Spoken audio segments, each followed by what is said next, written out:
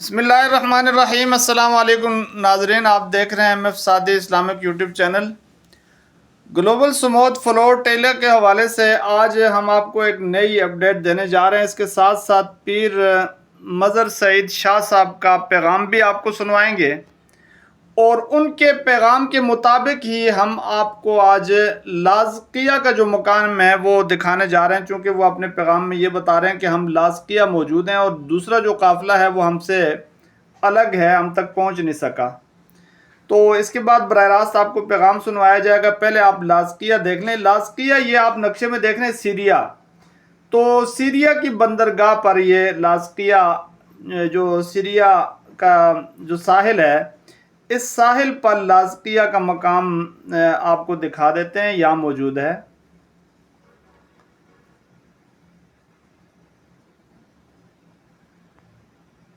یہ لبنان آ گیا اور یہ طرطوس کا مقام ہے، اور لاذقیہ بالکل اوپر یہ بندرگاہ ہے لاذقیہ، برج السلام، اور اس کے نیچے آپ دیکھ رہے ہیں یہ بالکل واضح طور پہ بڑا مقام یہ لکھا ہوا ہے لاذقیہ۔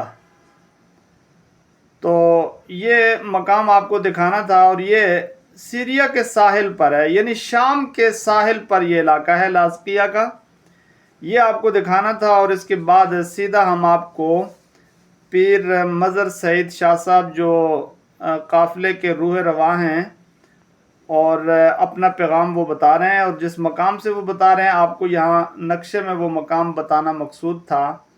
یہ آپ نقشہ چھوٹا ہو گیا، یہاں آپ کو لبنان نظر آ رہا ہے اور یہ سیریا نظر آ رہا ہے۔ سیریا سے مراد شام ہے، اور شام کے ساحل پہ یہ بندرگاہ ہے لاذقیہ، جہاں سے وہ اپنا خطاب کر رہے ہیں یا پیغام دے رہے ہیں۔ تو اب آپ براہ راست بسم اللہ الرحمن الرحیم، نحمدہ ونصلی ونسلم علی رسولہ الکریم۔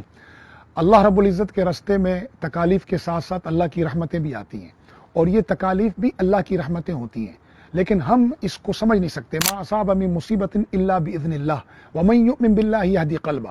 جو بھی اللہ کی طرف سے چیز اچانک پہنچتی ہے نا، وہ اللہ ہی کی طرف سے پہنچتی ہے، اور جس کا اس چیز پر ایمان آ جائے تو یہدی قلبہ، اللہ تعالیٰ اس کے دل کو ہدایت دیتے ہیں، سکون دیتے ہیں، اطمینان دیتے ہیں، رستہ دیتے ہیں۔ تو اللہ تعالیٰ ہر چیز پر جو ہے نا وہ جاننے والے ہیں کہ ہمارے لیے کیا خیر ہے اور کیا نہیں ہے۔ ہم جب سے یہ سفر شروع کیا 3 تاریخ سے ہم تیونس کو پہنچے، پہلے ملیشیا پہنچے، پھر 3 کو تیونس پہنچے۔ تیونس میں پہنچنے کے بعد تربیت کے دوران، تربیت کے بعد جس طرح کے معاملات آتے رہے آپ اس سے پوری طرح واقف ہیں۔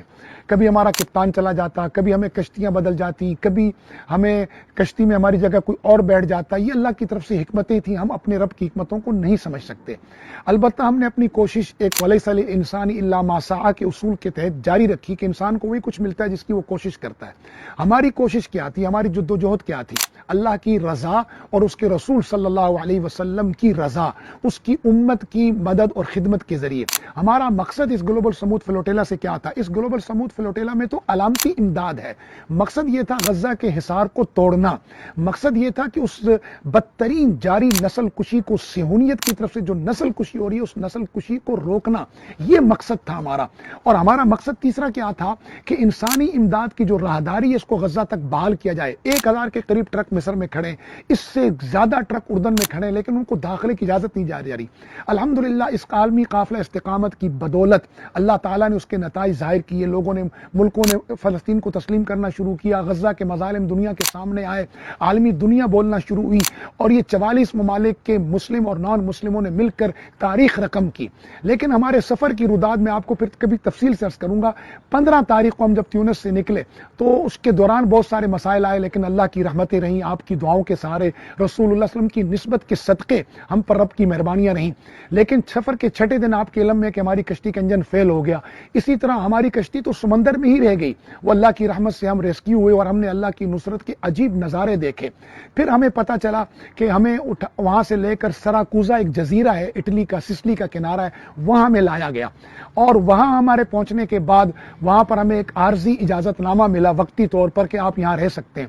اس دوران ہماری جو اور کشتیاں خراب ہوئی تھیں وہ صرف سیراکوزا کے دوسری طرف یعنی سسلی کے دوسرے کنارے پر ایک اور پورٹ پر وہ رکی ہوئی تھی مرمت کے لیے، جن میں ہماری جو ہے وہ آبزرور بوٹ بھی تھی اور دیگر کشتیاں بھی تھیں۔ ان میں سے 2 کشتیاں ناقابل استعمال ہو گئیں اور 2 انتظار میں رہے، لیکن وہاں ہم نے 20، 21، 22، 23 تک انتظار کیا لیکن نہ ہو سکا۔ پھر ہم نے اس امید پر کہ کسی شاعر نے کیا خوب کہا ہے نا کہ ایک دیوانہ یہ کہتا ہوا ہنستا جاتا، ایک دیوانہ یہ کہتا ہوا ہنستا جاتا، کاش کے منزل سے بھی آگے کوئی رستہ جاتا۔ تو ہم وہ اپنی منزل غزہ سے بھی آگے جانا چاہتے ہیں۔ وہ کیا ہے؟ وہ اللہ کی رضا ہے، وہ رسول اللہ صلی اللہ علیہ وسلم کی خوشنودی ہے، وہ اس امت کا اتحاد اور وحدت ہے، وہ نحن الامہ کا تصور ہے، وہ رسول اللہ صلی اللہ علیہ وسلم کی امت کا غلبہ ہے۔ یہ ہماری اگلی منزل ہے۔ وہ منزل کیا ہے؟ ذوق شہادت۔ وہ ہماری منزل ہے کہ اللہ کی رضا میں ہم راضی رہ کر اس کے رستے میں قربان ہو جائیں۔ تو ہم تو اس دیوانے کی طرح ہے بھائی جو ہنستا ہوا یہ کہتا ہوا جاتا ہے کہ منزل سے آگے بھی کوئی رستہ ہے تو ہم وہاں بھی جانے کے لیے تیار ہیں۔ تو ہمیں پتہ چلا کہ بحر روم، جسے بحر ابیض بھی کہتے ہیں، بحر متوسط بھی کہتے ہیں، انگلش میں میڈیٹرین سی بھی کہتے ہیں، تو اس کو بحر متوسط اس لیے کہتے ہیں کہ 3 بر اعظموں کے درمیان ہے، یہ ایشیا، یورپ اور افریقہ کے درمیان۔ تو ہم افریقہ کے ملک تیونس سے نکلے تھے، جس کو جو ہے شمالی افریقہ کہا جاتا ہے، اور ہم مالٹا اور سسلی سے ہوتے ہوئے 120 ناٹیکل مائل پر ہماری کشتی کا انجن بند ہوا تھا۔ پھر ہمیں معلوم تھا کہ یہ روٹ کریٹی، جہاں پر ہمارے قافلے کا اگلا حصہ کھڑا ہے، جس میں ہمارے سابق سینیٹر مشتاق احمد خان صاحب اس حصے میں ہیں، تو وہ آگے تھے ہم سے قافلے میں۔ تو وہاں سے ہوتا ہوا یہ قافلہ ہمیں معلوم ہوا کہ لاسکا کی بندرگاہ سے جائے گا لازقیہ، یہ لازقیہ کی جو بندرگاہ ہے، ہمیں معلوم ہوا کہ وہاں سے ہوتا ہوا یہ قافلہ لازقیہ سے گزرے گا۔ تو ہم نے جب دیکھا کہ ہمارا اٹلی کا عارضی اجازت نامہ ختم ہو رہا ہے، تو ہم نے کوشش کر کے میں نے یہ سفر اللہ کی رحمت سے شروع کیا اور الحمدللہ ہم لازقیہ پہنچ گئے۔ اور لازقیہ پہنچنے کے بعد ہم نے یہاں معلومات کی تو پتہ چلا کہ قافلے نے یہاں سے گزرنا ہے۔ پھر ہم نے آرگنائزر ٹیم سے رابطہ کیا تو معلوم ہوا کہ ابھی تو وہ وہیں پر موجود ہیں اور آگے کا سفر شروع نہیں ہوا، بلکہ طوفان کی وجہ سے قافلے کا اگلا حصہ بھی وہیں پر کھڑا ہے۔ اور بعد میں ہمیں معلوم ہوا کہ اٹلی سے بھی کشتیاں جو ہے نا وہ کل روانہ ہوئی ہیں، لیکن ہم لازقیہ کے لیے نکل چکے تھے۔ تو اب ہم اس وقت لازقیہ موجود ہیں اور اللہ کی رحمت سے امید ہے کہ انشاءاللہ آپ کی دعاؤں کے نتیجے میں وَلَيْسَ لِلْإِنسَانِ إِلَّا مَا سَعَىٰ کے نظریے کے تحت ہم یہاں پر آئے ہیں۔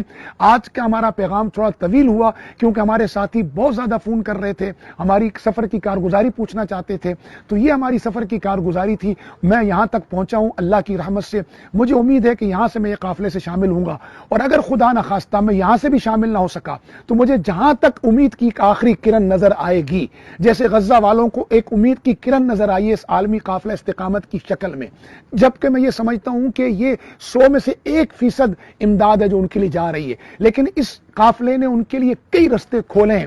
میرا رب انشاءاللہ ہمارے لیے بھی رستہ کھولے گا، ہمارے غزہ کے بھائیوں کے لیے بھی رستہ کھولے گا، اور انشاءاللہ العزیز ایک دن علم کا، عدل کا جھنڈا سر بلند ہوگا، ظلم اور جہالت کے پرچم انشاءاللہ سر نگوں ہوں گے، صہیونیت ناکام ہوگی، انسانیت، اسلام اور اللہ کا دین اور مظلوم انشاءاللہ جیتیں گے۔ ہم نے اس وقت تک اپنی جدوجہد جاری رکھنی ہے۔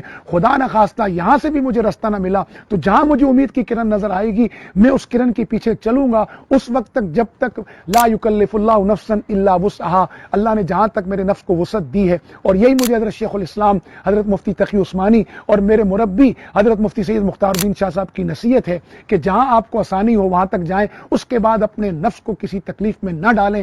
ہم تو اللہ کی رضا میں راضی رہنے والے ہیں۔ اللہ تعالی ہمیں اپنی مرضی نصیب فرمائے، اپنے رسول صلی اللہ علیہ وسلم کی محبت نصیب فرمائے، ہماری جو منزل ہے غزہ اللہ ہمیں وہاں تک پہنچائے عافیت و سلامتی کے ساتھ، ہم اپنے مسلمان بھائیوں کے منہ میں لقمہ ڈالیں، ان کے ظلم پہ ہونے والے ظلم کو روکنے کا ذریعہ بن جائیں اور ان تک انسانی امداد کی راہداری کو قائم کرنے کا ذریعہ بن جائیں۔ آپ حضرات کو یہ تفصیلی پیغام اس لیے نشر کیا کہ بہت سارے ساتھیوں کو بہت پریشانی تھی، مختلف خبریں چل پڑتی تھی، کبھی ڈراؤن ہوا ہے جی فلاں شہید ہو گیا، تو الحمدللہ ہم خیریت سے ہیں، لیکن اگر اس رستے میں ہمیں شہادت ملتی ہے تو میں یہ سمجھتا ہوں یہ اس رستے کا انعام ہے، اور اس کے لیے ہم نے ہمیشہ دعا کی اللہ سے کہ اللہم احینی سعیدا وامتنی شہیدا، اور یہ وہ مبارک مقام ہے جہاں سے صحابہ کے قافلے اس مقدس سرزمین سے گزرے ہیں۔ تو ہم بھی یہی دعا کرتے ہیں اپنے لیے بھی اور سب کے لیے بھی کہ اللہ ہمیں امت کی خدمت کے لیے قبول فرمائے، ہماری نسلوں کو قبول فرمائے، ہمارے اس عمل کو اللہ اخلاص نصیب فرمائے اور اپنی بارگاہ میں اس کو اللہ شرف قبولیت عطا فرمائے۔